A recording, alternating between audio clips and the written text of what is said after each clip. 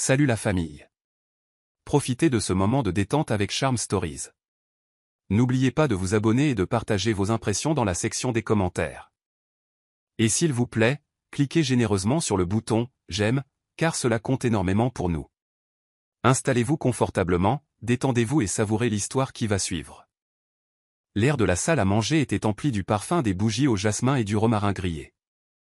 Amara ajusta les couverts pour la 10e fois, ses doigts tremblant légèrement tandis qu'elle alignait l'argenterie. C'était le 35e anniversaire de Bryce ce soir. Mais plus important encore, c'était la nuit où elle allait lui annoncer qu'ils attendaient leur premier enfant.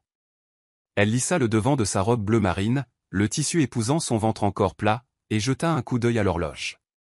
19h15, Bryce serait à la maison d'une minute à l'autre. Elle avait planifié chaque détail méticuleusement. Son plat préféré, des côtelettes d'agneau grillées avec une purée de pommes de terre à l'ail, une bouteille de cidre pétillant sans alcool qui rafraîchissait dans un seau en argent, et une petite boîte en velours cachée dans la chambre d'amis, contenant une minuscule paire de chaussons pour bébé. La pensée de sa réaction, ses yeux noisettes chaleureux s'écarquillant, son rire profond remplissant la pièce faisait battre son cœur. Bryce, l'homme qui l'avait séduite 5 ans plus tôt avec son charme et son ambition, allait devenir père. La sonnette retentit, la surprenant. Elle fronça les sourcils. Bryce ne sonnait jamais. Il avait une clé. Se précipitant vers la porte, elle jeta un œil à travers le Judas et vit sa meilleure amie, Nia, tenant une boîte de pâtisserie. Nia. Amara ouvrit la porte en riant. Tu es en avance. J'avais dit 20h. Ma belle, je ne pouvais plus attendre. Nia entra, ses tresses se balançant tandis qu'elle posait la boîte sur le comptoir. Ce gâteau est un chef-d'œuvre. Ganache au chocolat, praliné noisette. Bryce va devenir fou. Amara jeta un œil dans la boîte, l'eau lui montant à la bouche à la vue du gâteau brillant. Tu me sauves la vie. J'étais tellement occupé avec la surprise que j'ai oublié le dessert. Nia haussa un sourcil, un sourire en coin. Surprise? Accouche, Amara. Qu'est-ce qui te fait rayonner comme ça? Amara se mordit la lèvre, tentait de tout lui dire. Nia était sa confidente depuis l'université, celle qui l'avait encouragée quand elle et Bryce s'étaient fiancés. Mais non, c'était d'abord le moment de Bryce. Tu verras, la taquina-t-elle, poussant Nia vers le salon. Va t'asseoir. Il faut que j'aille chercher quelque chose dans la voiture. Nia se laissa tomber sur le canapé, enlevant ses talons. D'accord, mais je te pique un verre de ce cidre pendant que tu es dehors. Amara attrapa les clés de la voiture de Bryce sur le crochet près de la porte. La boîte cadeau avec les chaussons était dans son coffre. Elle l'Y avait caché la veille pour la protéger de ses habitudes fouineuses. En sortant dans la fraîcheur du soir de mai, le ciel était d'un indigo profond, les étoiles commençant tout juste à percer. Elle appuya sur le bouton de la clé et le SUV noir et élégant bipa, son coffre s'ouvrant. Elle fredonnait doucement, son esprit rejouant le moment où elle avait vu les 2 lignes roses sur le test de grossesse. 3 ans d'essai, 2 fausses couches, d'innombrables larmes, et maintenant, ce miracle. Elle plongea la main dans le coffre, s'attendant à sentir la boîte en velours lisse. Au lieu de cela, ses doigts effleurèrent autre chose, quelque chose de lourd enveloppé dans du papier de soie froissé, coincé au fond d'un coin. Amara se figea, le souffle coupé. Le coffre était bien rangé, comme Bryce le gardait toujours, avec seulement un sac de sport et une roue de secours en vue. Ce paquet n'avait rien à faire là. Elle le sortit, le papier de soie bruissant bruyamment dans le silence de la nuit. Il avait à peu près la taille d'un livre, mais était plus lourd, et le papier était scotché négligemment, comme si quelqu'un l'avait emballé à la hâte. Mais qu'est-ce que? Elle le retourna, sa curiosité piquée au vif. Peut-être que Bryce lui avait caché un cadeau? Il la surprenait toujours avec de petites attentions, un bracelet par-ci, un mot manuscrit par-là. Mais cela semblait différent. Le papier était déchiré dans un coin, révélant un reflet de plastique noir en dessous. Son estomac se noua, une vague inquiétude s'insinuant en elle. Elle regarda de nouveau vers la maison. La lueur chaude des lumières de la salle à manger se déversait sur la pelouse, et elle pouvait entendre le rire étouffé de Nia à l'intérieur. Elle devrait y retourner, finir de tout préparer, attendre Bryce. Mais ses doigts décollaient déjà le ruban adhésif, le besoin de savoir l'emportant sur son hésitation. Le papier tomba, révélant un vieux téléphone à clapet, rayé, encombrant, du genre que plus personne n'utilisait. Amara le fixa, son esprit s'emballant. Bryce avait le dernier smartphone, se mettant toujours à jour avec ses habitudes d'obsédé de la technologie. Pourquoi aurait-il ça? Et pourquoi le cacher dans le coffre? Elle l'ouvrit. L'écran était noir, la batterie morte depuis longtemps. Son pouce plana au-dessus du bouton d'alimentation, mais elle hésita. Ce n'était pas son téléphone. Ce n'était pas ses affaires. Pourtant, le secret qui l'entourait, la façon dont il était enfoui dans le coffre, ressemblait à une violation. Elle appuya sur le bouton. Rien ne se passa. Elle appuya de nouveau, plus fort, et l'écran clignota, projetant une faible lueur bleue sur son visage. Le téléphone vibra une fois, puis s'immobilisa. Pas d'écran de verrouillage, pas de mot de passe, juste un écran d'accueil vide avec une seule notification, 27 messages non lus. Son cœur battait à tout rompre. Elle ne devrait pas regarder. Elle devrait le remettre en place, faire comme si elle ne l'avait jamais trouvé. Mais son pouce bougea de lui-même, ouvrant l'application de messagerie. Le premier nom en haut de la liste était « Lena ». « Qui est Lena » chuchota TL, sa voix à peine audible par-dessus le bourdonnement lointain de la circulation du soir. Les mains d'Amara tremblaient en parcourant l'aperçu des messages.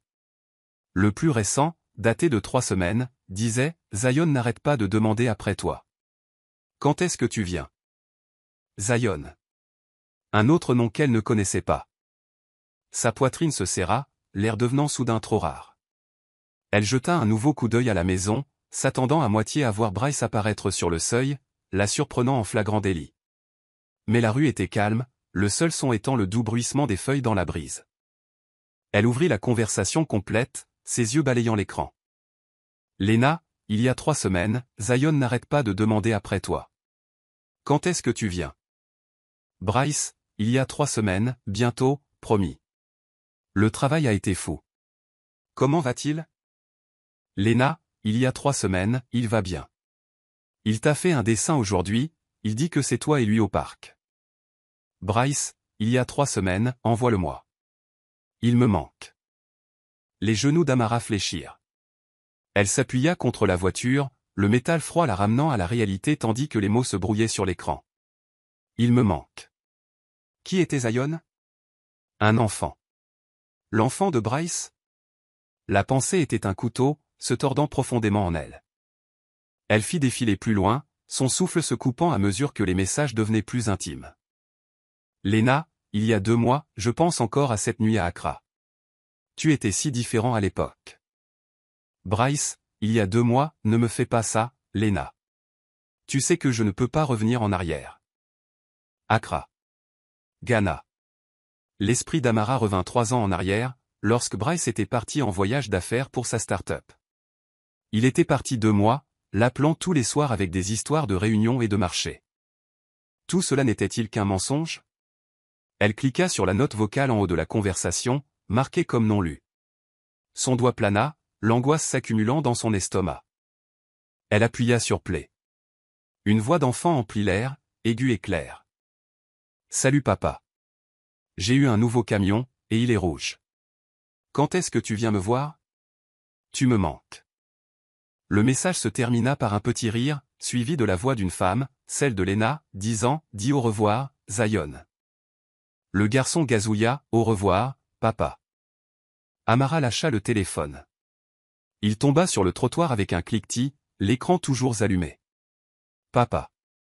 Le mot résonnait dans son crâne, noyant tout le reste.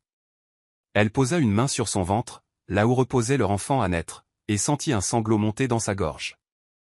La pluie commença alors, une bruine douce qui tapotait contre la voiture et striait le visage d'Amara. Elle le remarqua à peine. Son monde s'effondrait, fil par fil, et elle se tenait au milieu des décombres.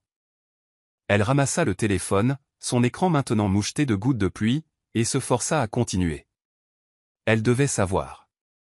Elle remonta jusqu'au plus ancien message, datant de 3 ans. Le ton était différent, flirtant, sans retenue.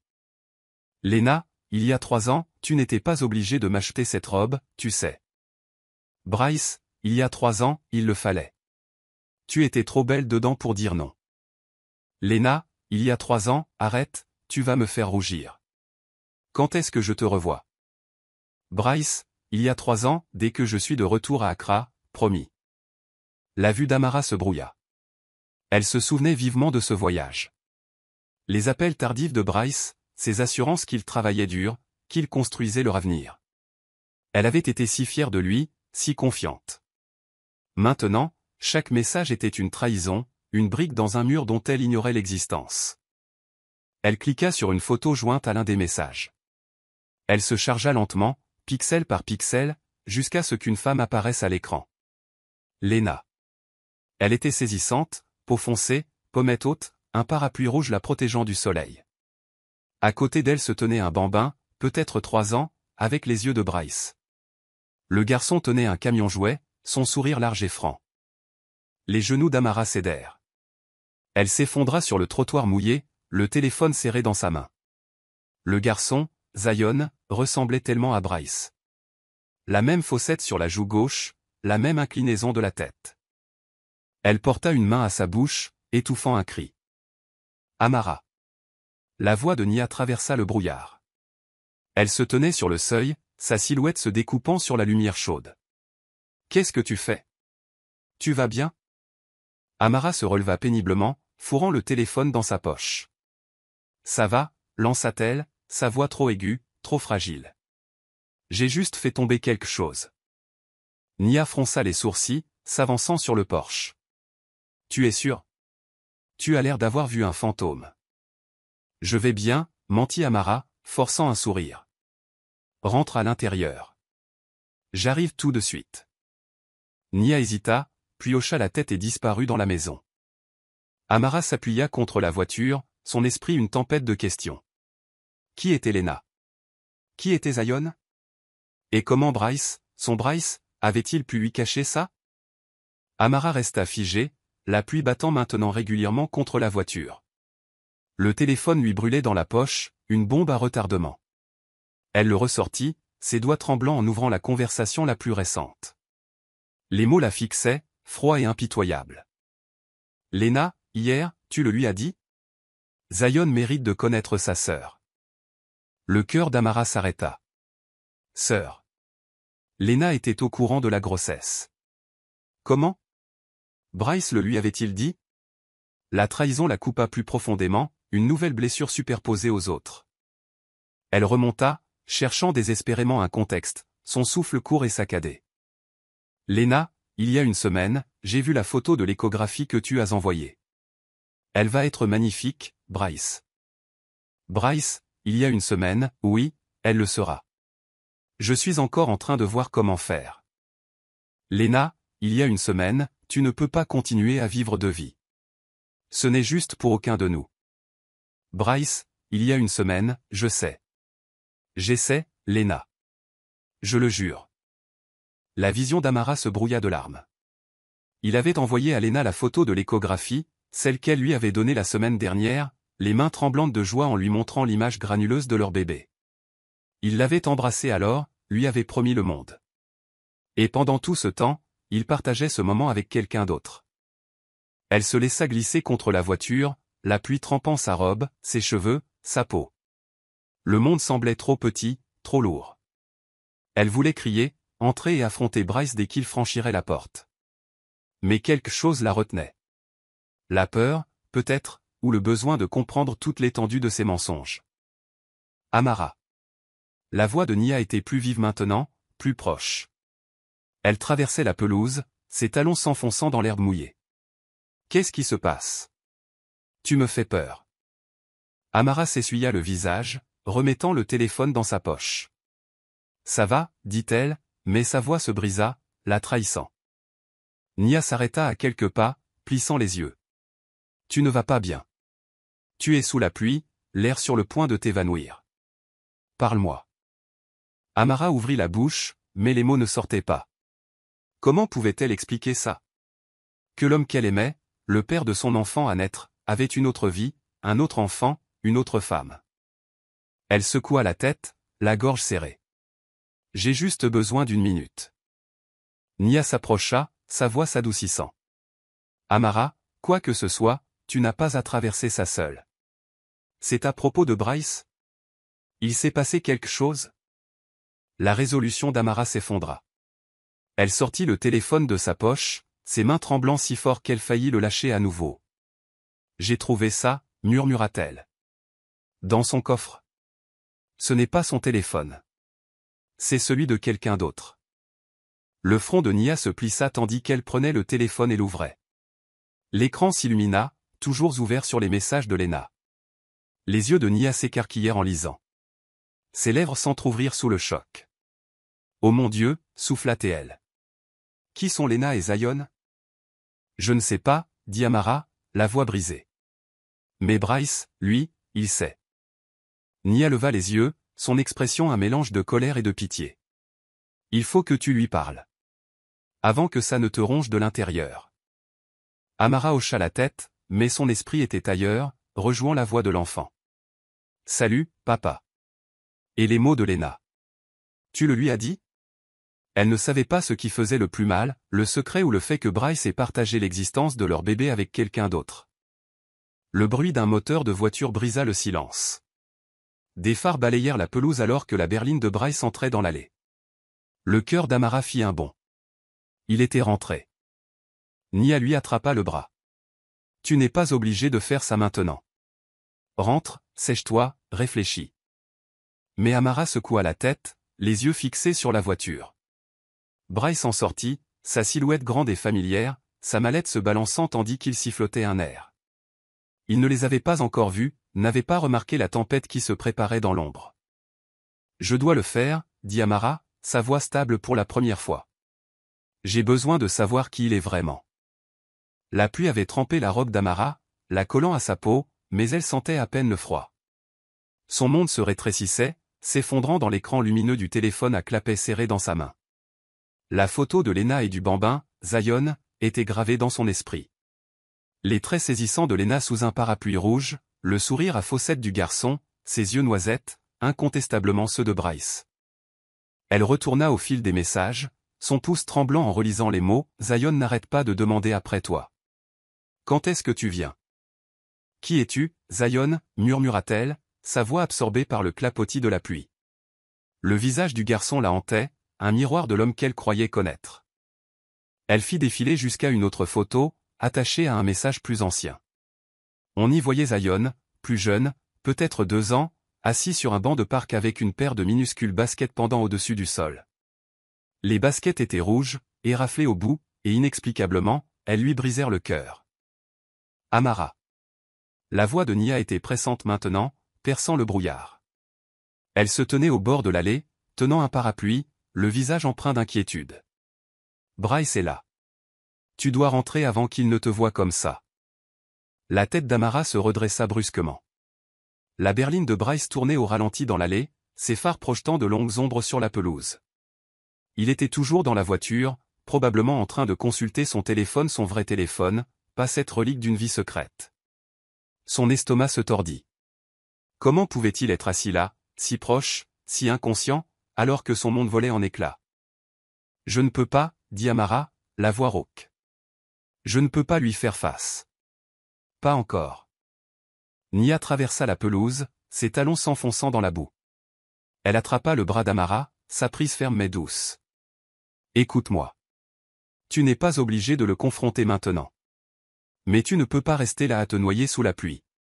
Rentre, sèche-toi, et réfléchis à ton prochain coup. Tu es plus forte que ça, Amara.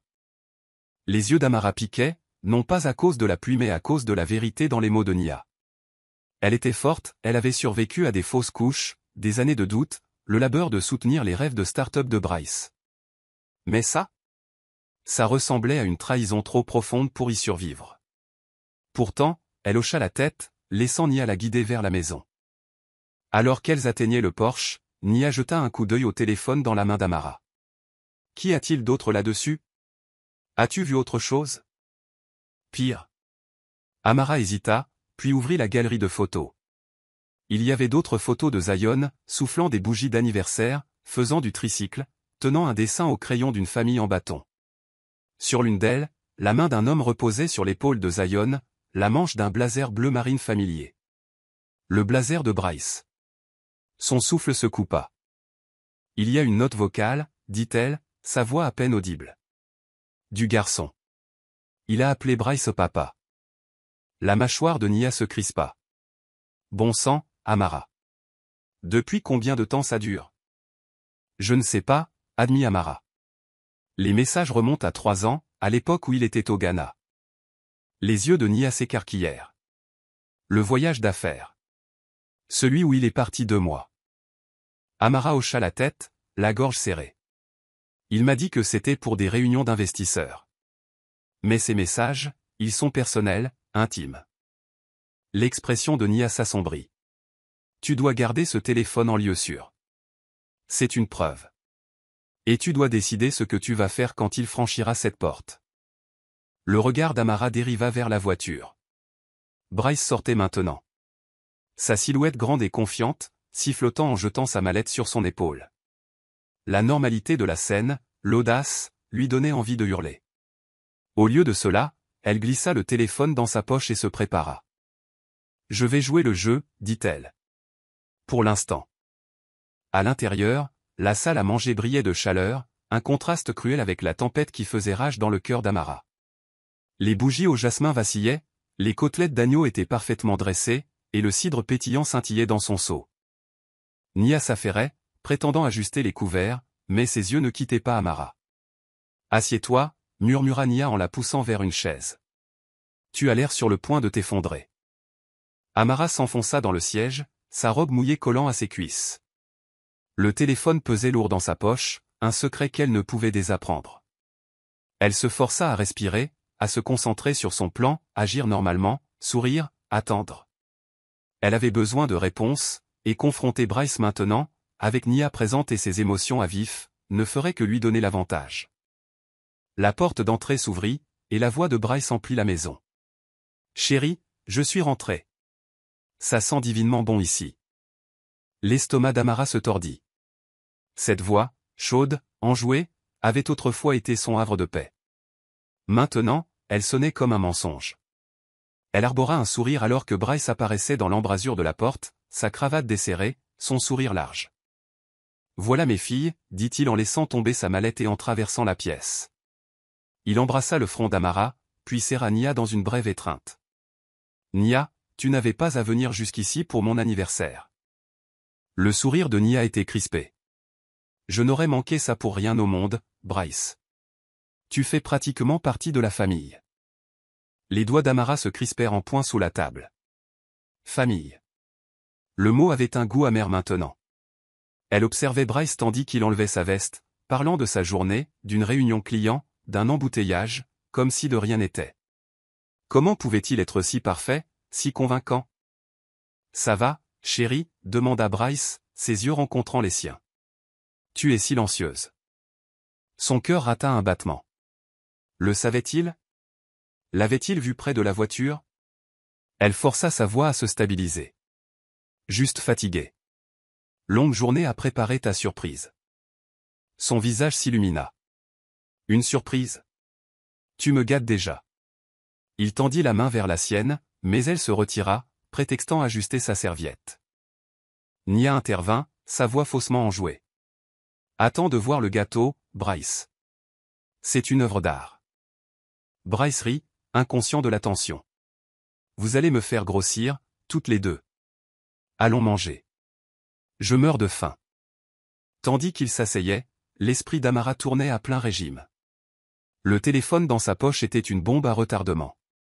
Chaque message, un éclat de verre. Elle jeta un œil à la boîte en velours sur le buffet, où les chaussons de bébé attendaient d'annoncer la nouvelle. La pensée de le lui dire maintenant, de partager cette joie avec un homme qui la trahissait, lui donnait la nausée. Amara. La voix de Bryce la tira de ses pensées. Il tenait la bouteille de cidre, un sourcil levé. Tu en veux? Elle hocha la tête, la gorge sèche. Bien sûr. Il servit, ses mouvements désinvoltes, puis leva son verre. À nous, dit-il, les yeux rivés sur les siens. Et au meilleur des anniversaires. Amara trinqua avec lui, son sourire un masque. À nous, pensa T.L. Et à la vérité que tu caches. Le dîner se déroula dans un flou. Bryce dominait la conversation, les régalant d'anecdotes sur sa dernière affaire, son rire emplissant la pièce. Nia jouait le jeu, posant des questions, maintenant une ambiance légère, mais ses regards vers Amara étaient vifs d'inquiétude. Amara parlait à peine, sa fourchette poussant la nourriture dans son assiette. Chaque bouchée avait un goût de cendre. Quand Nia apporta le gâteau, Bryce applaudit comme un enfant. « Nia, tu t'es surpassée, » dit-il en admirant la ganache au chocolat. « C'est pour ça que tu es la meilleure. » Nia eut un sourire narquois, mais ses yeux se tournèrent vers Amara. Tout pour l'homme d'Amara. La poitrine d'Amara se serra. Elle regarda Bryce couper la première tranche, son couteau glissant avec précision dans le gâteau. Il était si à l'aise, si en contrôle. Pensait-il parfois à Lena? À Zion? Ou cette double vie n'était-elle qu'une autre affaire conclue, rangée dans un coin de son esprit? Fais un vœu, dit Nia en allumant les bougies. Bryce sourit, ferma les yeux un instant avant de souffler les flammes.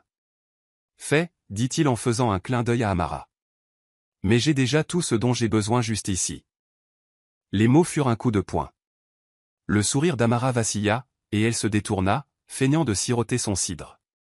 Tout ce dont il avait besoin, et pourtant il avait un autre enfant, une autre femme, une autre vie. Nia s'éclaircit la gorge, brisant le silence. Alors, Bryce, de grands projets pour cette année? Un autre voyage au Ghana, peut-être? La tête d'Amara se redressa d'un coup. Le ton de Nia était désinvolte, mais la question était un poignard. Bryce se figea, sa fourchette à mi-chemin de sa bouche. Une fraction de seconde, ses yeux se plissèrent, mais il se reprit vite, riant. Le Ghana? Non, c'était une affaire unique, dit-il, sa voix redevenant douce. Trop de voyages pour moi ces temps-ci. Je reste ici avec mes filles. Le pouls d'Amara s'accéléra. Il mentait, sans effort. Elle voulait crier, jeter le téléphone sur la table et exiger la vérité.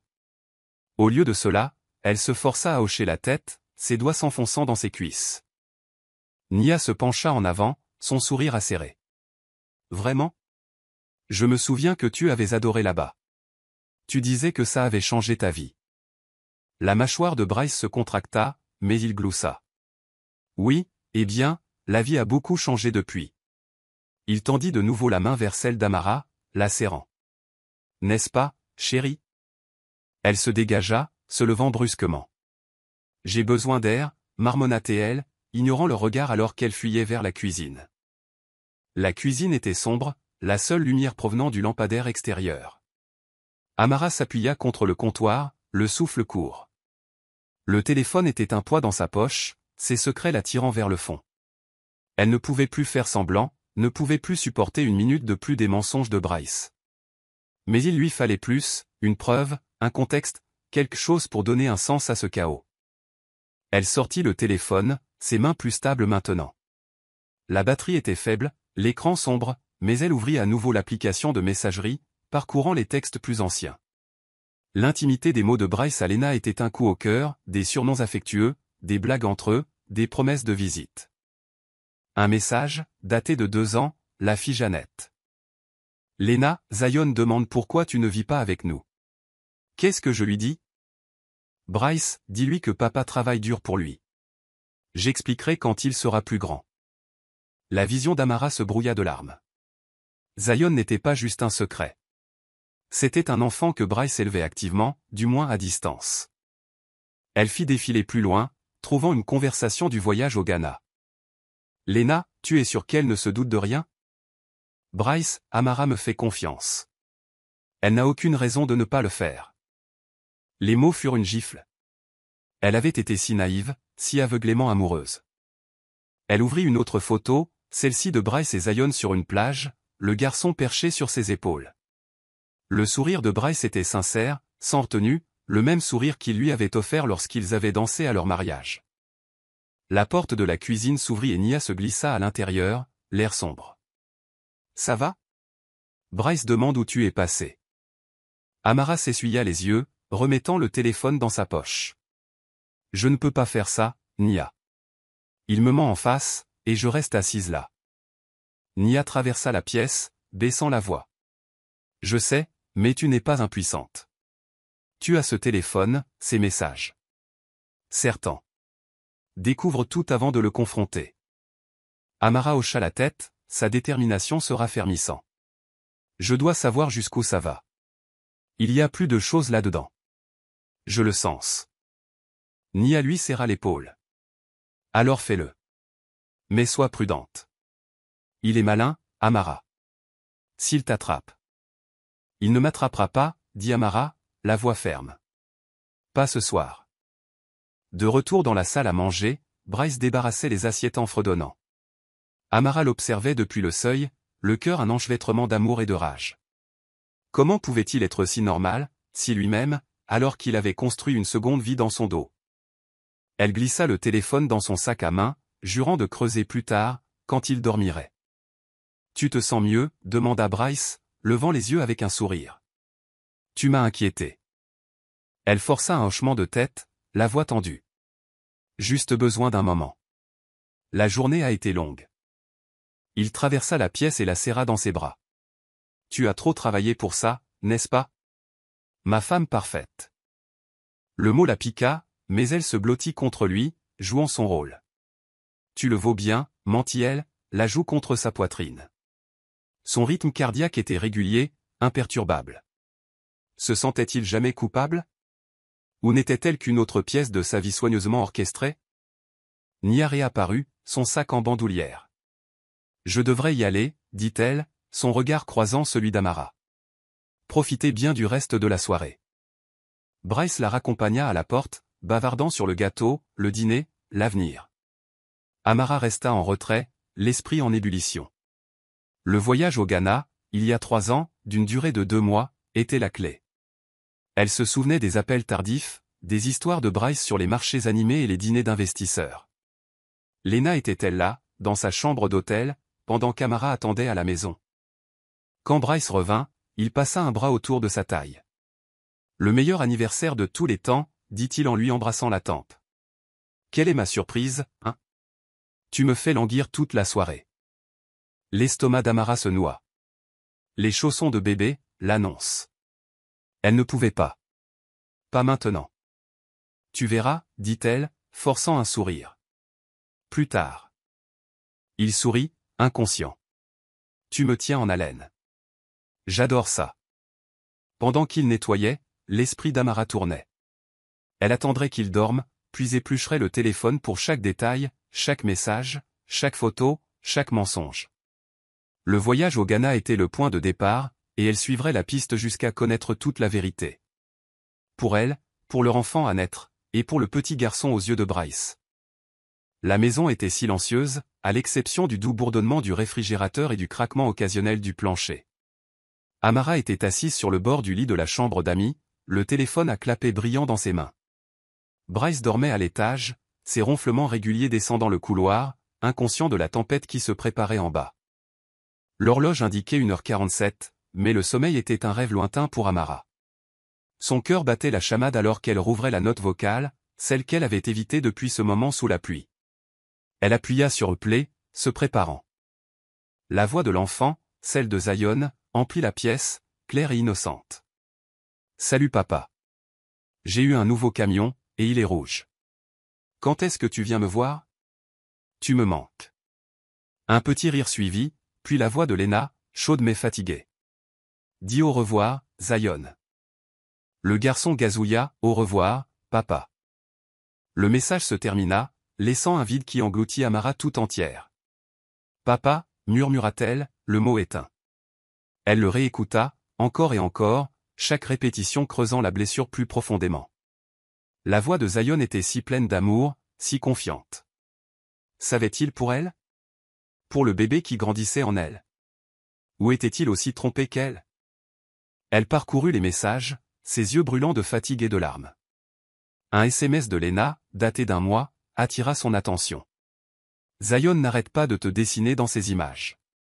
Il commence à demander pourquoi tu n'es jamais là. La réponse de Bryce fut sèche. Je fais de mon mieux, Lena. Tu sais que c'est compliqué. Compliqué. Le mot était une moquerie. Les doigts d'Amara se resserrèrent sur le téléphone, ses ongles s'enfonçant dans sa paume. Elle voulait monter, secouer Bryce pour le réveiller et exiger des réponses. Mais il lui fallait plus, quelque chose d'indéniable, qui le forcerait à affronter la vérité. Elle ouvrit une autre note vocale, plus ancienne, datant de 2 ans. La voix de Zion était plus jeune, ses mots moins clairs. « Papa, j'ai fait un bateau. Viens voir. » Le rire de Lena suivit, puis sa voix plus douce.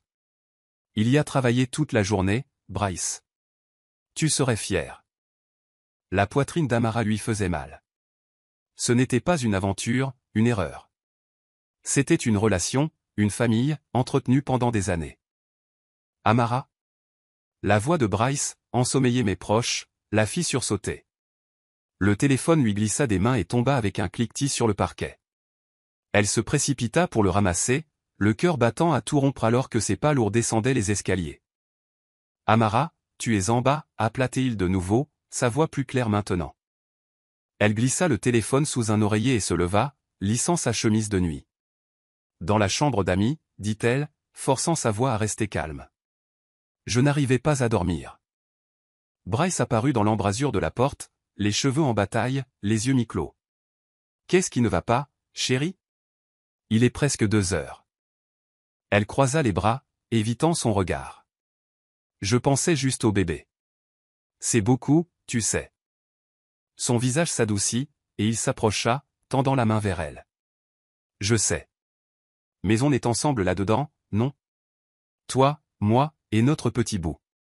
Sa main se posa sur son épaule, chaude et familière, mais c'était comme le contact d'un étranger. Elle hocha la tête, la gorge serrée. Oui, ensemble. Il bâilla, inconscient du mensonge qui flottait entre eux. Reviens te coucher. Tu as besoin de repos. J'arrive, dit-elle, forçant un sourire.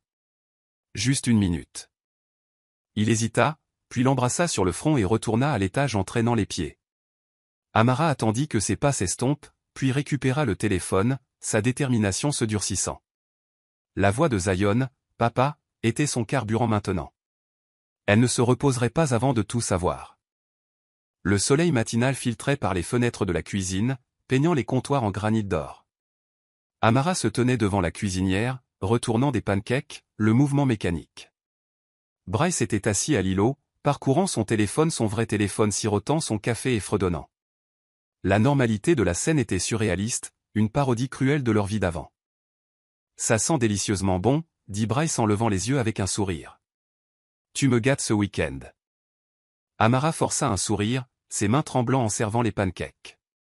Le téléphone à clapet était caché dans son sac, rangé dans le placard du couloir, mais son poids pesait sur son esprit. Elle était restée éveillée jusqu'à l'aube, épluchant les messages, chacun une nouvelle blessure. Les SMS de Lena étaient un mélange d'affection et de frustration. Les dessins de Zion étaient omniprésents sur les photos. Les réponses de Bryce étaient prudentes, calculées, mais jamais froides. Il tenait à eux, assez pour mentir, assez pour trahir. « Ça va ?» demanda Bryce, le front plissé. « Tu as l'air ailleurs. » Son cœur rata un battement. Elle se retourna, croisant son regard, cherchant une fissure dans sa façade.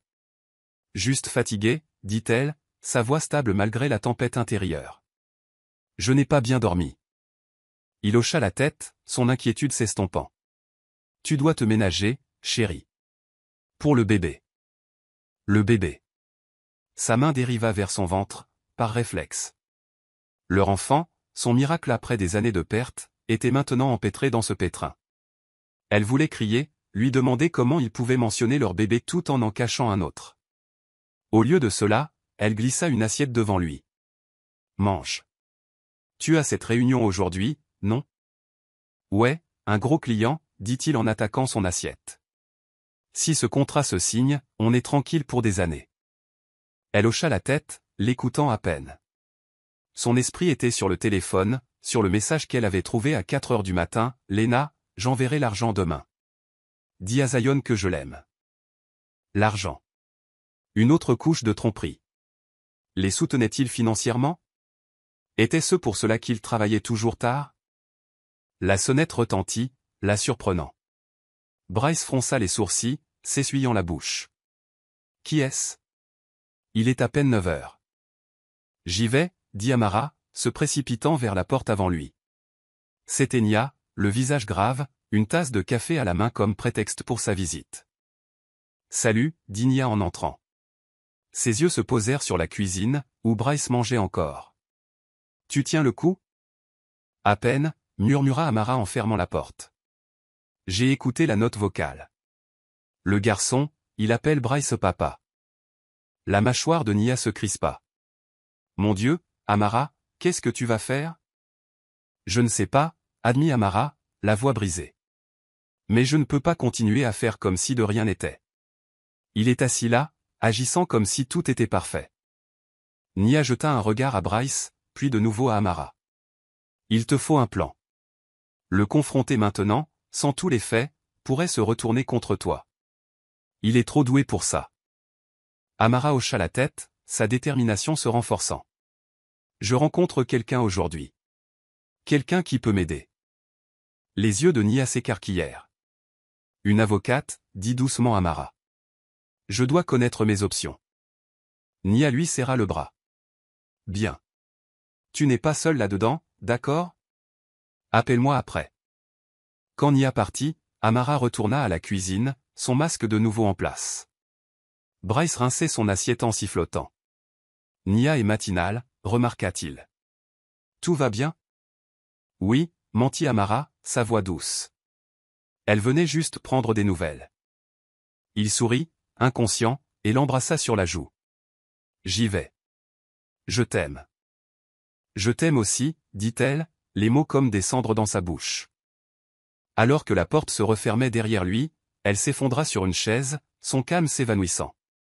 L'avocate était sa prochaine étape, mais d'abord, il lui fallait plus de réponses. Le cabinet d'avocats contrastait vivement avec le chaos d'Amara, une pièce silencieuse lambrissée d'acajou, sentant le cuir et le café. Sarah Coleman, une avocate en droit de la famille recommandée par le cousin de Nia, était assise en face d'elle, l'air calme mais attentif. Le sac à main d'Amara reposait sur ses genoux, le téléphone à clapet caché à l'intérieur, ses secrets encore trop vifs pour être entièrement partagés. « Racontez-moi ce qui se passe, » dit Sarah, son stylo en suspens au-dessus d'un bloc-notes. « Vous avez mentionné une découverte. » Amara prit une profonde inspiration, ses mains se tordant sur ses genoux. « J'ai trouvé un téléphone dans la voiture de mon mari. Ce n'est pas son téléphone habituel.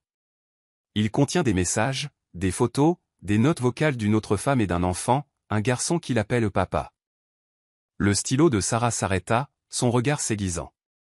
Depuis combien de temps ces communications durent-elles? 3 ans, dit Amara, la voix tremblante. Depuis un voyage qu'il a fait au Ghana. La femme, Lena, vit là-bas, je crois. Et le garçon, Zion, il doit avoir 3 ou 4 ans maintenant.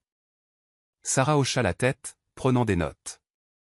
Avez-vous des preuves de transactions financières, de paiement, de virement, quelque chose de ce genre?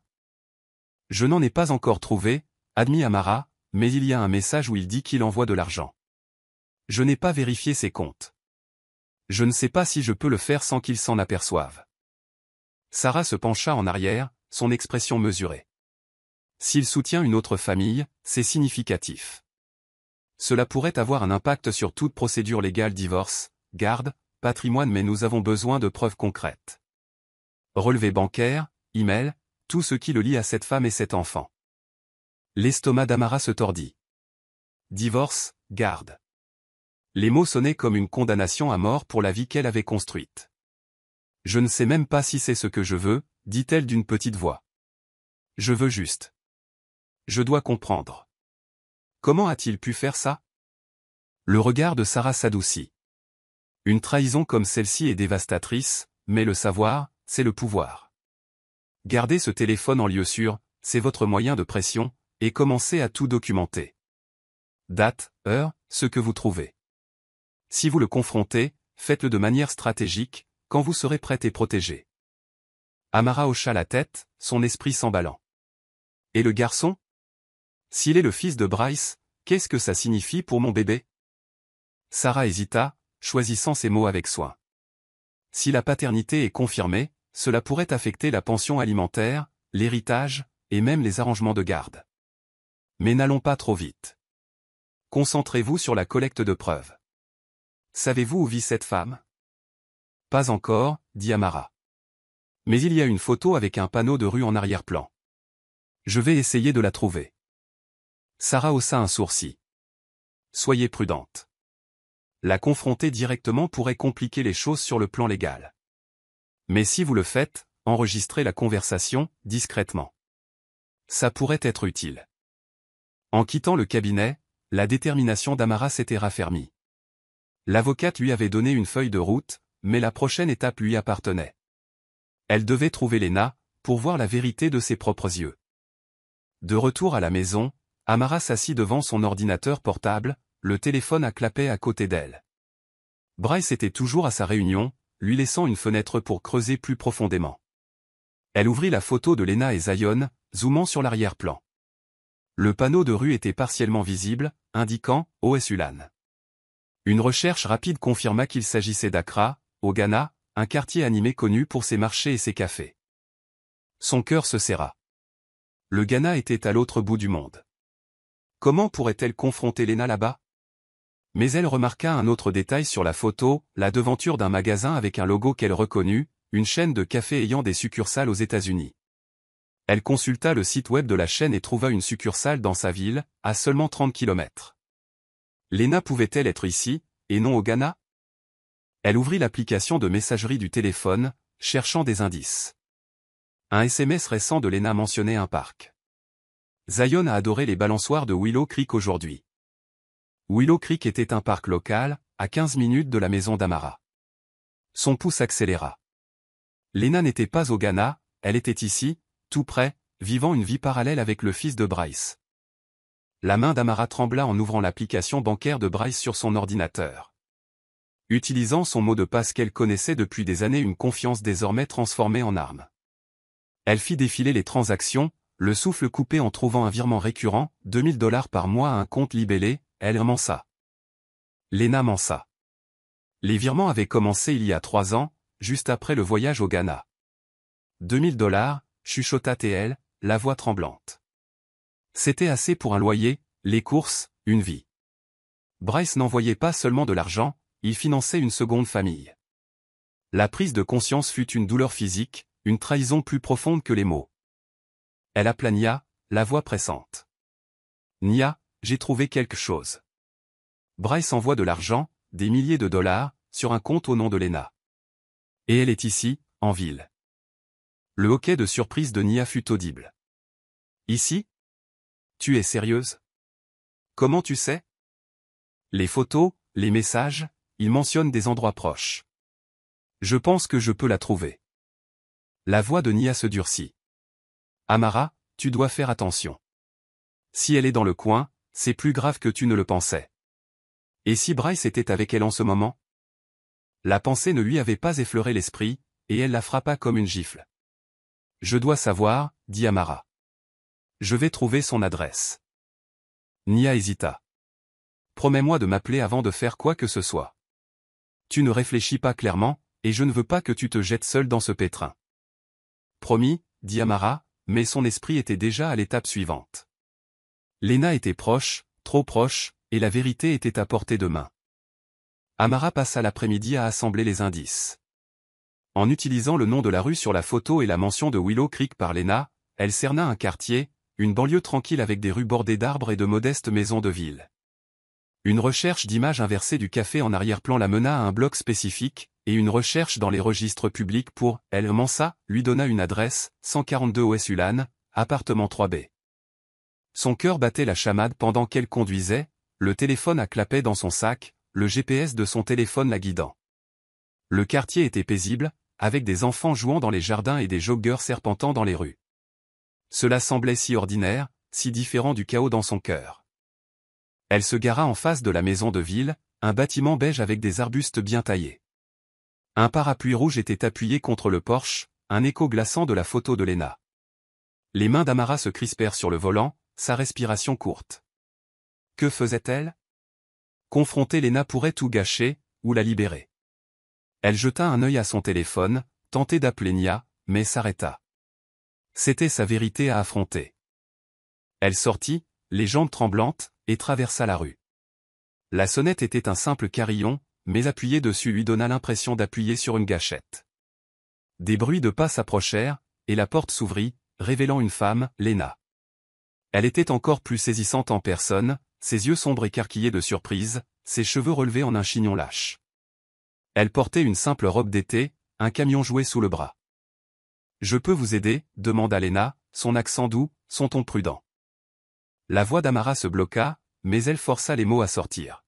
« Je suis Amara. La femme de Bryce. » Le visage de Lena pâlit, sa main se resserrant sur le camion. « Oh, dit-elle, sa voix à peine audible. Je pensais que vous saviez. » Savoir quoi? La voix d'Amara était vive, ses émotions débordant. « Que mon mari a un fils? Qu'il me ment depuis des années ?»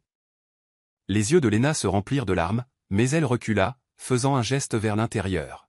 « S'il vous plaît, entrez. Nous devons parler. » Amara hésita, puis la suivit, le cœur battant à tout rompre. Un petit garçon, Zion, jeta un œil derrière un canapé, ses yeux noisettes si semblables à ceux de Bryce. « Maman, c'est qui ?» demanda-t-il, agrippant un camion rouge. Lena s'agenouilla, sa voix douce. « Juste une amie, mon cœur. Va jouer dans ta chambre, d'accord ?»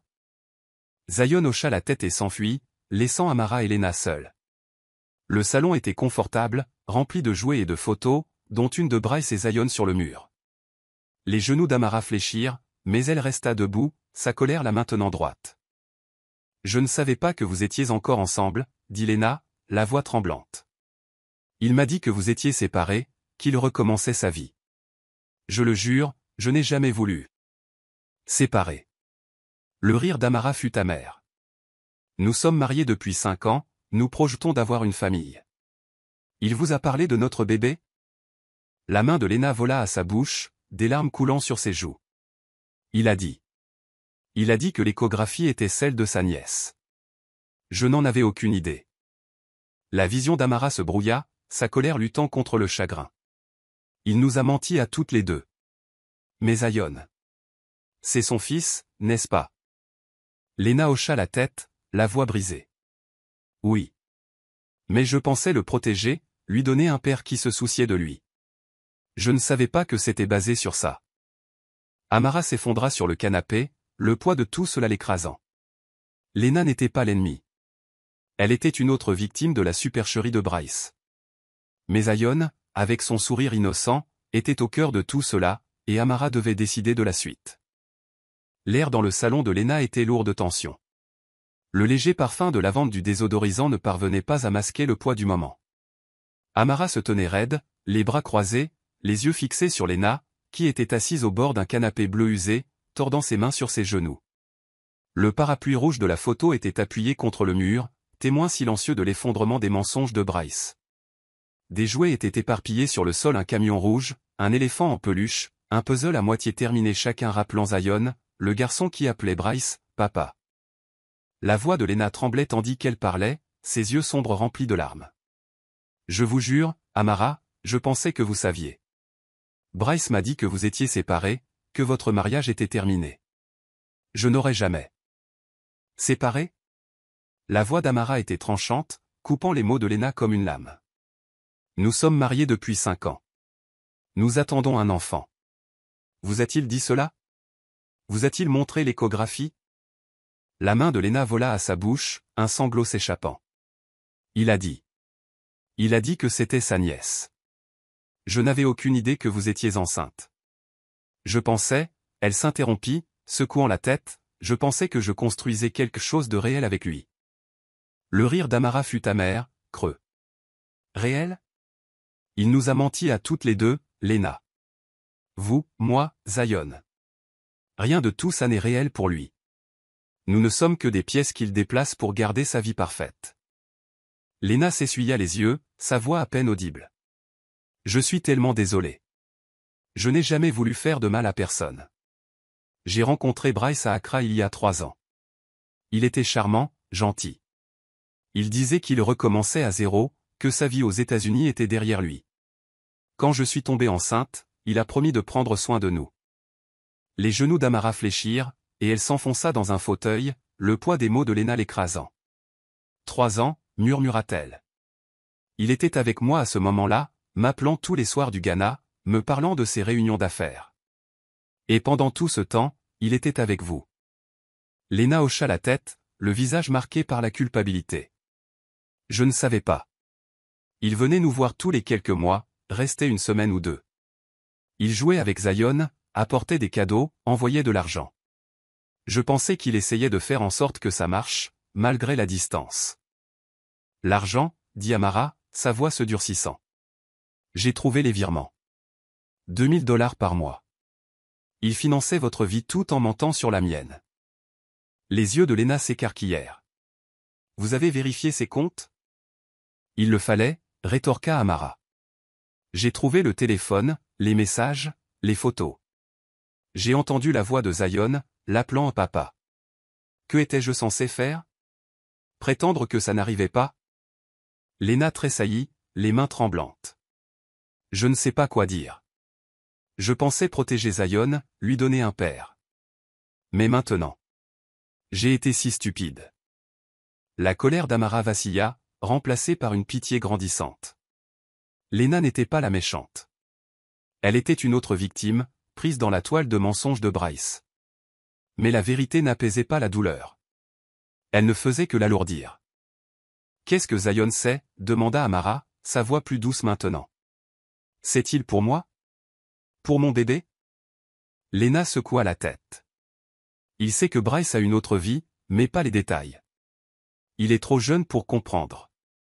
Il sait juste que son papa vient et repart.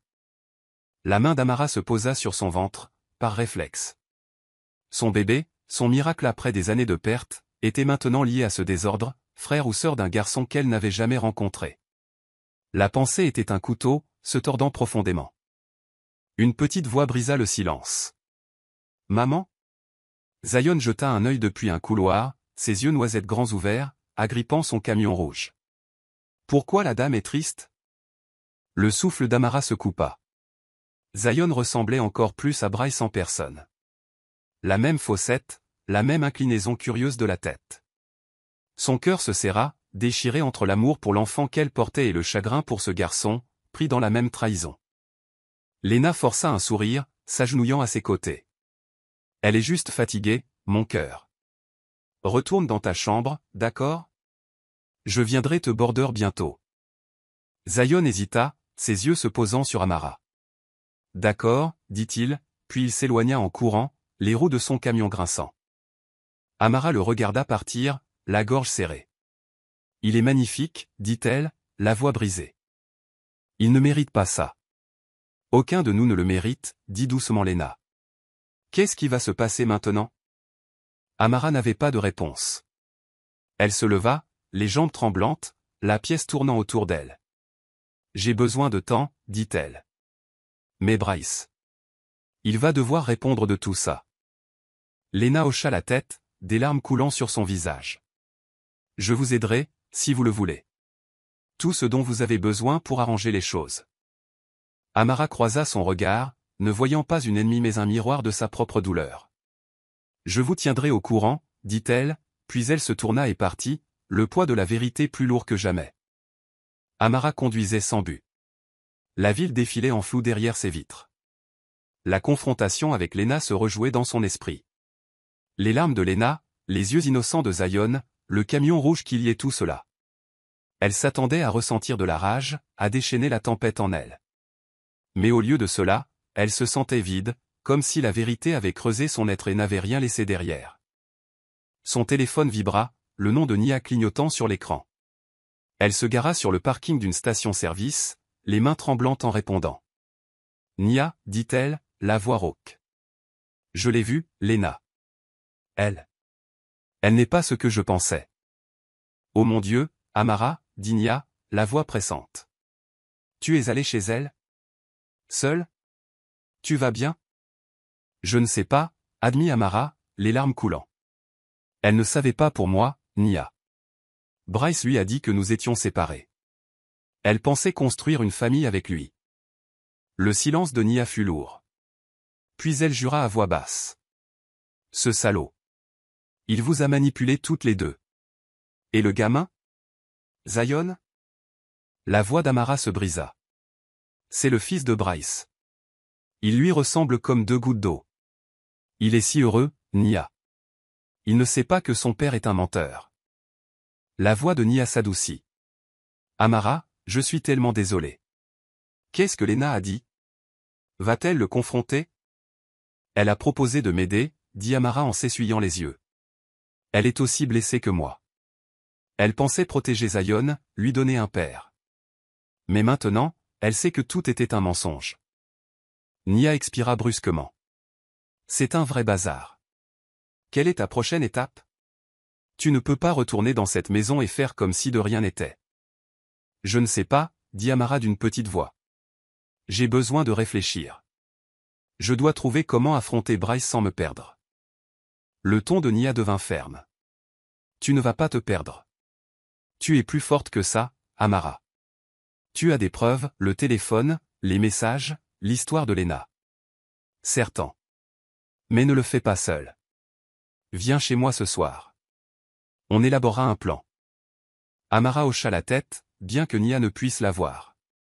D'accord. Je viendrai après que Bryce soit parti au travail demain. J'ai juste besoin de passer cette nuit. Tu y arriveras, dit Nia. Tu n'es pas seul. Appelle-moi si tu as besoin, à n'importe quel moment. En raccrochant, Amara se pencha en arrière sur son siège. Les néons de la station-service projetaient une lueur crue sur son visage. Les excuses de Lena résonnaient dans son esprit, je n'ai jamais voulu blesser personne.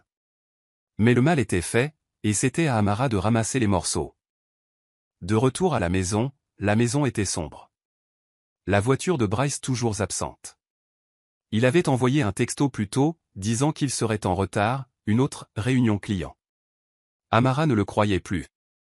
Était-il avec Lena, avec Zion, ou tissait-il un autre mensonge, quelque part ailleurs?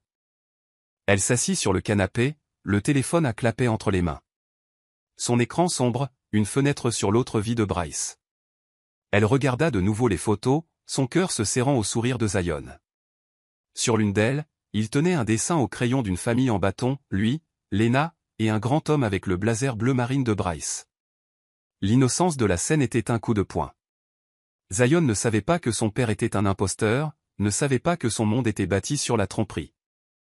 La porte d'entrée s'ouvrit, et Amara glissa le téléphone sous un coussin, son pouce accélérant. Bryce entra, desserrant sa cravate, son sourire fatigué mais chaleureux. « Salut chérie », dit-il en posant sa mallette. « Longue journée. Ça va ?» Elle hocha la tête, la gorge serrée. « Je t'attendais. » Il traversa la pièce et l'embrassa sur le front. « Tu es trop bonne pour moi. Désolé d'être en retard. » Le client n'arrêtait pas de parler. Elle força un sourire, son esprit hurlant, « menteur !» « Ce n'est pas grave, dit-elle, la voix stable. Comment ça s'est passé? Prometteur, dit-il en enlevant sa veste. Une grosse affaire en préparation. Ça pourrait tout changer. Tout. Le mot était une moquerie. Les yeux d'Amara se portèrent sur le coussin, où le téléphone cachait la vérité de Zion. Elle voulait le confronter, lui jeter les photos au visage et exiger des réponses. Mais le conseil de Sarah résonna dans son esprit, confrontez-le de manière stratégique, quand vous serez prête. Elle n'était pas prête. Pas encore. Alors que Bryce montait, le téléphone d'Amara vibra avec un SMS de Lena.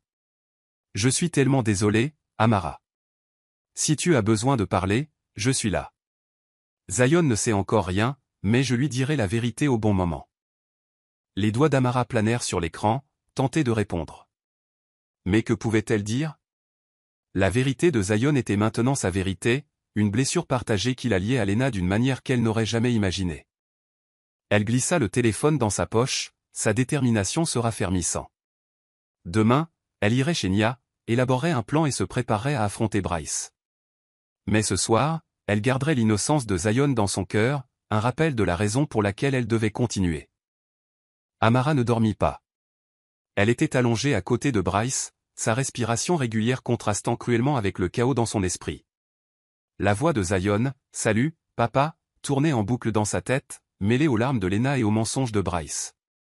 À l'aube, elle était anéantie, les yeux gonflés, le corps lourd de chagrin. Elle se glissa hors du lit avant que Bryce ne se réveille, se réfugiant dans la chambre d'amis avec le téléphone. Elle rouvrit la note vocale, le rire de Zion emplissant le silence. C'en était trop. Les vannes cédèrent, et Amara s'effondra sur le sol, secouée de sanglots. Elle pleura pour elle-même, pour son enfant à naître, pour Zion, pour Lena. Pour la famille qu'elle pensait avoir et celle qu'elle n'avait jamais connue. Son téléphone vibra, le nom de Nia sur l'écran. Elle répondit, la voix étranglée. Nia, je ne peux pas. Je ne peux plus faire ça. Amara, qu'est-ce qui ne va pas? La voix de Nia était pressante.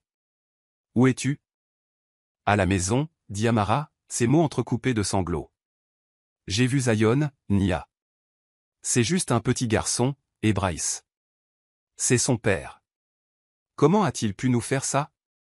La voix de Nia s'adoucit, mais resta ferme. Écoute-moi. Tu es en train de craquer, et c'est normal. Tu as le droit de ressentir ça. Mais tu n'es pas seul, et tu n'as pas fini. Tu as ce téléphone, l'histoire de Lena, les relevés bancaires. Tu es en train de monter un dossier, Amara. Tu vas le forcer à affronter ça. Amara serra le téléphone, la voix de Zion résonnant toujours dans son esprit. Je ne sais pas si je peux, murmura-t-elle. Ça fait trop mal. Je sais, dit Nia. Mais tu es plus forte que tu ne le penses. Viens chez moi aujourd'hui.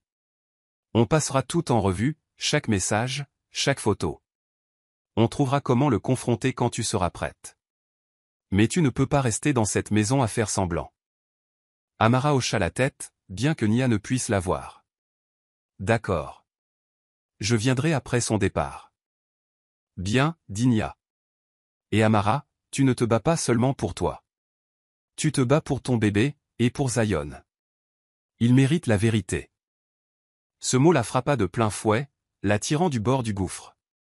Le sourire de Zion, le battement de cœur de son bébé. C'étaient ses encres maintenant. Elle s'essuya les yeux, ses sanglots s'apaisant. Merci, Nia. Je ne sais pas ce que je ferais sans toi. Tu serais toujours une battante, dit Nia, avec une pointe de sourire dans la voix. Mais je suis là quand même. À tout à l'heure. En raccrochant, Amara regarda le téléphone à clapet, son écran sombre mais lourd de vérité. L'effondrement l'avait laissé à vif, mais il avait aussi dissipé le brouillard. Elle n'était plus seulement une épouse trahie, elle était une mère, une protectrice. Et elle se battrait pour la vérité, peu importe la douleur. La maison était étrangement silencieuse lorsque Bryce poussa la porte d'entrée, sa mallette se balançant dans une main, son téléphone collé à l'oreille. Le soleil de fin d'après-midi projetait de longues ombres sur le parquet, mais la chaleur du foyer qu'il avait construit avec Amara avait disparu. Pas d'odeur de dîner qui mijote, pas de doux murmure de sa playlist de jazz préférée, juste le silence, lourd et inquiétant. D'accord, je t'appelle demain, dit-il dans le téléphone, mettant fin à l'appel avec un client. Il fronça les sourcils, posant sa mallette. Amara, chérie, tu es là. Pas de réponse. Il vérifia la cuisine, le salon, la chambre d'amis. Vide. Son sac à main avait disparu, ses clés n'étaient plus sur le crochet près de la porte. Une pointe d'inquiétude lui parcourut l'échine. Elle était distante depuis son anniversaire, ses sourires forcés, ses contacts fugaces. Il avait mis ça sur le compte des hormones de grossesse, mais là, c'était différent, anormal. Il monta les escaliers, l'appelant de nouveau. La chambre était intacte, le lit impeccablement fait. Ses yeux se posèrent sur la table de chevet, où un morceau de papier plié reposait, se détachant sur le bois sombre. Son cœur battait la chamade tandis qu'il le ramassait, reconnaissant l'écriture d'Amara. Il le déplia, le souffle coupé en lisant. Bryce. Si je valais la peine qu'on me mente, je valais la peine qu'on me perde. Je sais pour Lena. Je sais pour Zion. Je sais pour la vie que tu cachais. Ne me cherche pas. Tu m'as déjà perdu. Le papier lui glissa des doigts, tombant en voletant sur le sol. Ses genoux fléchirent, et il s'assit sur le lit, l'esprit en ébullition. Le téléphone, le vieux téléphone à clapet qu'il gardait dans le coffre, une relique de ses jours au Ghana. Elle l'avait trouvé. Elle savait tout. Son monde si soigneusement construit, son mariage, son entreprise, sa réputation s'effondrait, et il n'avait rien vu venir. Il attrapa son téléphone, composant le numéro d'Amara. Directement sur la messagerie vocale. Il réessaya, puis envoya un texto, Amara, s'il te plaît, laisse-moi t'expliquer. Je suis désolé. Je t'aime. Pas de réponse. La panique lui serra la gorge. Il appela ensuite Lena, les mains tremblantes. Lena, c'est Bryce, dit-il quand elle répondit, la voix tendue. Est-ce qu'Amara est venue te voir? La voix de Lena était froide, loin de la chaleur qu'il avait connue. Oui. Elle sait tout, Bryce. Comment as-tu pu nous mentir à toutes les deux? Je ne voulais pas, commença-t-il, mais elle le coupa. Tu pensais chaque mot que tu me disais, que tu lui disais, que tu disais à Zion. Tu as créé ce gâchis, et maintenant tu vas devoir l'affronter. Ne m'appelle plus. La ligne fut coupée. Bryce fixa le téléphone, son monde s'effondrant. Il avait cru pouvoir tout garder séparé. Amara ici, Lena et Zion là-bas, deux vies soigneusement compartimentées. Mais la note d'Amara était une guillotine, tranchant ses illusions. Il enfouit son visage dans ses mains, le poids de ses choix l'écrasant. Bryce ne dormit pas. Il passa la nuit à faire les 100 pas dans la maison, la note d'Amara lui brûlant la poche. Il l'a relue une douzaine de fois, chaque mot une nouvelle blessure. Si je valais la peine qu'on me mente, je valais la peine qu'on me perde. Il l'avait sous-estimé.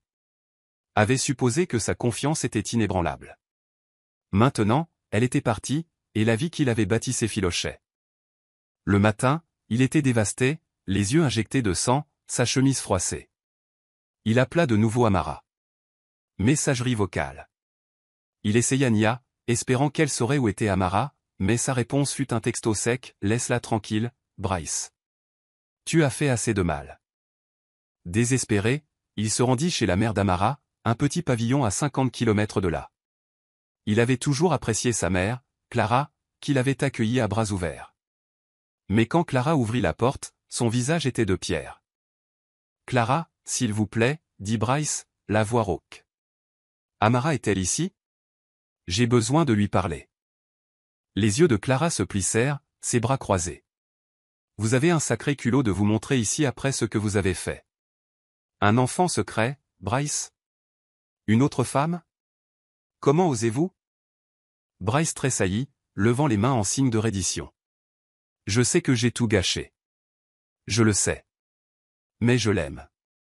Je dois arranger les choses. » Le rire de Clara fut sec. L'amour? On ne ment pas à quelqu'un qu'on aime. On ne construit pas une deuxième famille dans son dos. Elle n'est pas là, et même si elle l'était, je ne vous laisserai pas l'approcher. Les épaules de Bryce s'affaissèrent, la défaite s'installant. S'il vous plaît, dites-lui juste que je suis désolé. Dites-lui que je ferai n'importe quoi.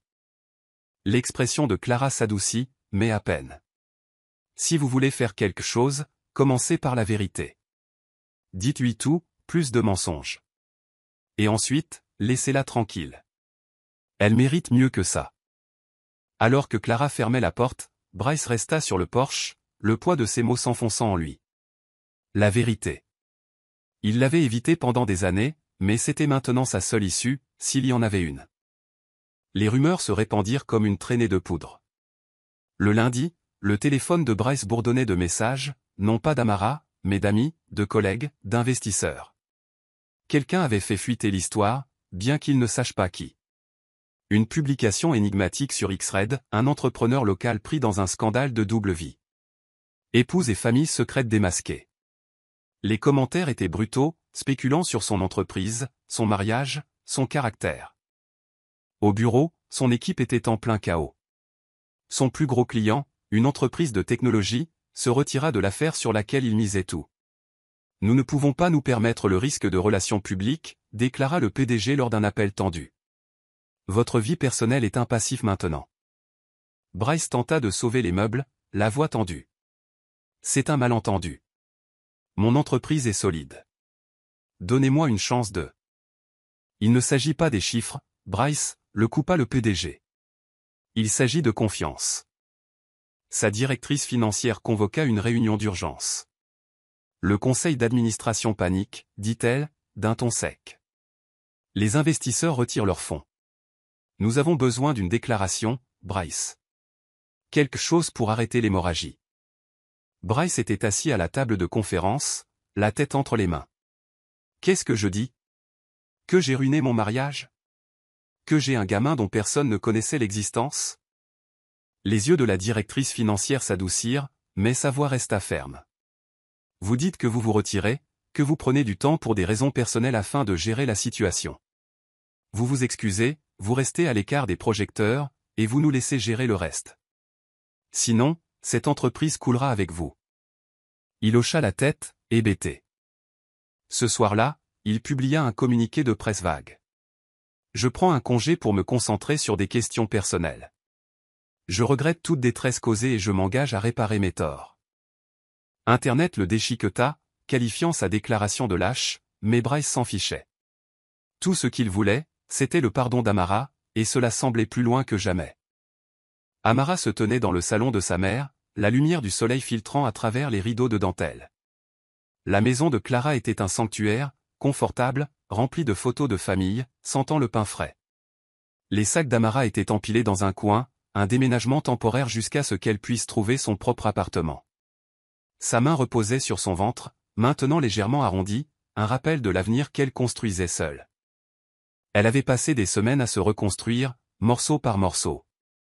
La douleur de la trahison de Bryce persistait, mais elle était plus discrète maintenant, tempérée par un objectif. Elle avait lancé une marque de bien-être pour bébé, une idée qu'elle avait mise de côté pendant son mariage. Le site web était en ligne, le premier lot de produits pour bébé bio prêt à être expédié. C'était modeste, mais c'était à elle. Clara entra, apportant un plateau de thé. « Tu es radieuse, ma chérie », dit-elle en posant le plateau. « Ton entreprise, c'est quelque chose de spécial. » Amara sourit, son premier vrai sourire depuis des semaines. « C'est un début. Je veux quelque chose pour mon bébé, quelque chose que j'ai fait de mes propres mains. » Clara s'assit à côté d'elle, les yeux chaleureux. « Tu es plus forte que je ne l'ai jamais été. Après le départ de ton père, je me suis effondrée. Mais toi, tu construis une toute nouvelle vie. » La gorge d'Amara se serra. « Je ne me sens pas forte. Je me sens brisée, parfois. Mais je ne peux pas laisser ça m'arrêter. » Clara lui serra la main. « Brisée ne veut pas dire fini. Tu te répares, et tu le fais pour ton petit bout. C'est ça qui compte. » Amara hocha la tête, sa détermination ferme. Elle avait demandé le divorce, bien que les papiers attendent d'être signés, une dernière étape qu'elle n'était pas prête à franchir. Pas encore. Mais elle avançait, reprenant sa vie en main, un jour à la fois. 4 mois plus tard, Amara était dans son nouvel appartement, un espace petit mais lumineux, rempli de matériel pour bébé et d'échantillons de produits. Sa marque gagnait en popularité, avec un article dans un blog de maman locale qui avait fait grimper les commandes. Elle déballait une livraison de linge en coton bio lorsque son téléphone vibra, un message vidéo d'un numéro inconnu. Curieuse, elle l'ouvrit. Le visage de Zion remplit l'écran, ses yeux noisettes brillants, sa faussette apparaissant alors qu'il souriait. « Salut, madame, dit-il en faisant un signe de la main. Maman dit que tu vas avoir un bébé.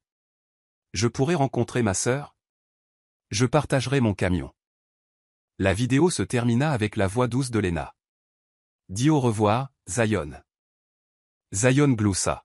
« Au revoir. » Le cœur d'Amara se serra. Elle n'avait pas parlé à Lena depuis leur confrontation, bien que Lena lui ait envoyé des SMS occasionnels, offrant son soutien. La vidéo était un pont, un pas timide vers une connexion. Elle la regarda de nouveau, les larmes lui montant aux yeux alors que l'innocence de Zion la transperçait. Elle appela Nia, la voix tremblante. « Nia, Lena a envoyé une vidéo. Zion. Il veut rencontrer le bébé. Il l'a appelé sa sœur. » La voix de Nia était douce. « Oh, Amara, c'est énorme. Qu'est-ce que tu ressens? » « Je ne sais pas, » admit Amara. « Je suis en colère contre Bryce, pas contre Zion. C'est juste un enfant. Mais le laisser entrer dans ma vie. C'est compliqué. » Nia fit une pause, puis dit, « Tu n'as pas à décider maintenant. Mais ce garçon n'est pas son père. Il fait partie de tout ça, que ça te plaise ou non. Peut-être que le rencontrer pourrait t'aider à guérir. » Amara hocha la tête, s'essuyant les yeux. « Peut-être. Je dois y réfléchir. » « Prends ton temps, dit Nia. Mais c'est toi qui contrôles la situation. C'est à toi de choisir à quoi ressemblera la suite. » Amara raccrocha, rejouant la vidéo de Zion. Son sourire était si pur, si épargné par les mensonges de Bryce. Elle ne savait pas si elle était prête, mais la graine était plantée. Amara était assise à sa table de cuisine, un bloc-notes vierge devant elle. La vidéo de Zion avait remué quelque chose en elle. Chagrin, espoir, détermination. Elle ne pouvait pas annuler la trahison de Bryce, mais elle pouvait façonner la suite. Après des jours de réflexion, elle envoya un texto à Lena, « Je suis ouverte à ce que Zion rencontre le bébé, mais seulement si Bryce est honnête. Plus de mensonges. Fais-moi savoir quand tu seras prête à parler. » Lena répondit rapidement. « Merci, Amara. Je vais parler à Bryce. Zion sera si heureux. Je suis encore désolé pour tout. » Amara posa le téléphone, le cœur plus léger. Elle n'avait pas besoin de vengeance. Bryce vivait les conséquences de ses actes, son empire en ruine, son nom terni. Elle avait besoin de la vérité pour sa fille, pour Zion, pour elle-même. Clara lui rendit visite ce soir-là, apportant une tarte faite maison. « Tu as l'air différente, » dit-elle en étudiant Amara. Plus calme. Amara sourit en coupant la tarte. « Je lâche prise, maman. Pas sur la douleur, mais sur le besoin de le punir. Zion n'est pas à blâmer, et mon bébé mérite une mère qui soit entière. » Les yeux de Clara brillèrent. « C'est ma fille. Tu ne fais pas que survivre, tu t'épanouis. » Pendant qu'elle mangeait, le téléphone d'Amara vibra avec un SMS de Bryce, « Je suis prêt à dire la vérité. Quoi qu'il en coûte pour arranger les choses. Pouvons-nous parler ?» Elle ne répondit pas. Pas encore. La vérité arrivait, mais selon ses propres termes. Pour l'instant, elle savourait la tarte, le calme, et la force qu'elle avait trouvée dans les cendres de son ancienne vie. « Je suis heureux que vous soyez arrivés jusqu'à la fin. J'espère que l'histoire vous a plu. N'hésitez pas à cliquer généreusement sur le bouton « J'aime » et à vous abonner pour d'autres récits captivants comme celui-ci. Nous aimerions avoir de vos nouvelles. Quelles leçons avez-vous tirées de cette histoire? Partagez vos pensées dans les commentaires ci-dessous. À la prochaine histoire.